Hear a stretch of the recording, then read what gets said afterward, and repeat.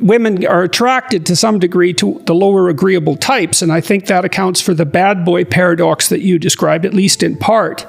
And maybe it takes further experience and wisdom on the part of judicious women to see where they can get the disagreeableness that's necessary, but it has to be hemmed in by something like, well, conscientiousness. Right. Other personality traits like conscientiousness. Yeah. I mean, one other reason that I think that women are attracted to the dark triad, at least the younger women, is that they're often risk takers. So they will do things like motorcycle jumping or ski jumping, or take physical risks, speeding in their cars, or and so the kind of daredevil mentality, and women, at least younger women, find that exciting. But I wonder if they confuse that with trait openness. Right, because the open types are going to experiment. They're going to try lots of different things, and that daredevil, I don't care, might be not easily distinguished from the capacity to engage in creative problem-solving pursuits. And perhaps with courage as well. Yeah. So I think courage, and also one of the that people who take risks often in fact have the ability to afford those risks, if you will. So, for example, doing some dangerous athletic feat, if you're not an athletic person, you're going to fail at that. And so, in some sense, some of these daredevil behaviors, I think, are kind of cues that you have the ability to afford to take those risks. But these guys, these high dark triad guys, are absolutely disastrous as long-term mates. So that they might be exciting for sure. I mean, that's why I think that women, as they mature, stop being attracted to these guys, especially if they're looking for a long-term mate, because these are guys, they're the dark triad, they're more likely to cheat. They're more likely to seduce and abandon. They're more likely to engage in deceptive mating tactics. And so they tend to be big trouble when it comes to long-term mating.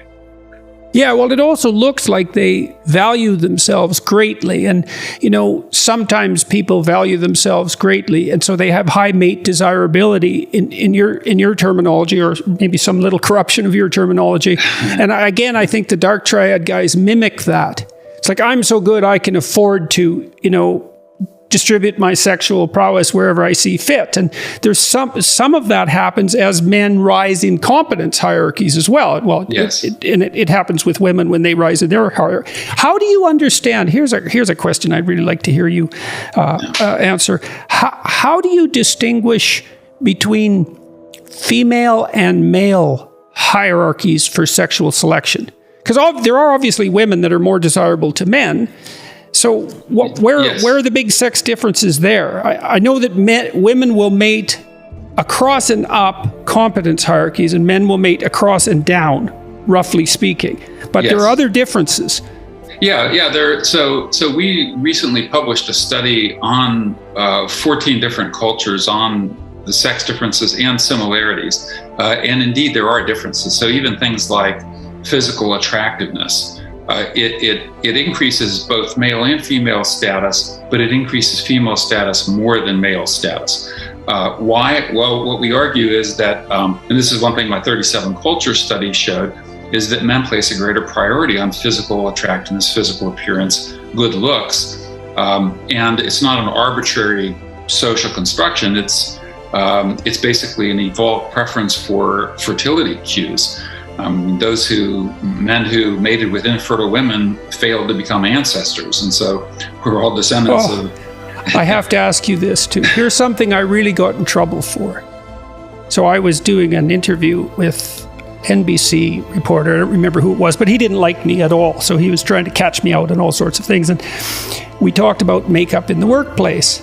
And I said that women use makeup to enhance their sexual attractiveness.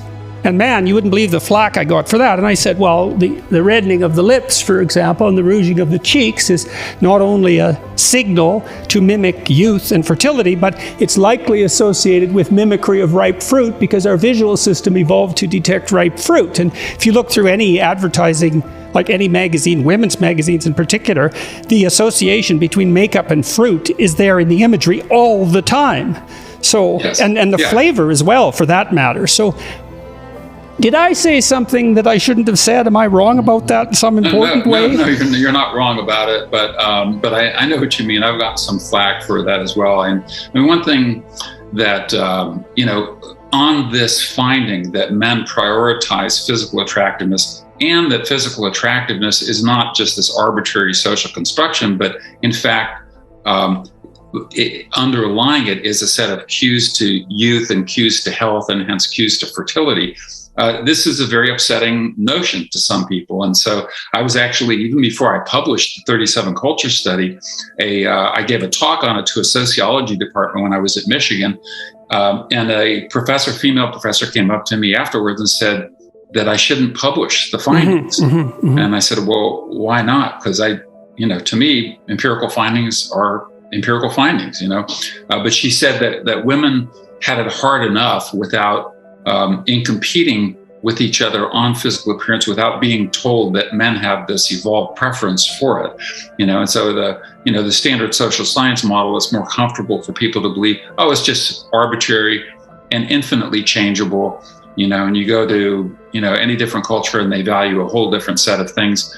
And the notion that we have evolved preferences for fertility cues is anathema to some people. Yeah, well, but you can understand it to some degree, because a lot of the truths that psychologists have stumbled over, let's say, are actually quite painful. I mean, I reviewed the IQ literature for about 20 years trying to get to the bottom of it, and it's very distressing to realize how wide the human differential is in cognitive ability. It's really quite a staggering thing to understand how broad that gap is and how much pain that causes, especially at the lower end of the distribution. And the fact that men are stringently selected for, let's say, the capacity to acquire a position in a competence hierarchy, and women are brutally punished in terms of their sexual attractiveness for not manifesting signs of fertility and youth.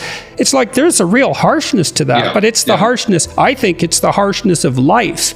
And actually understanding that makes it less harsh insofar as understanding is useful. No, I would agree with that. And, I've stumbled across a lot of findings in my research, and we'll get to the issue of conflict between the sexes, that I find personally distressing, that I wish didn't exist, but they do. And so I feel similarly that, we're better off confronting our nature and the empirical reality, including sex differences in that nature, rather than just pretending that these features don't exist.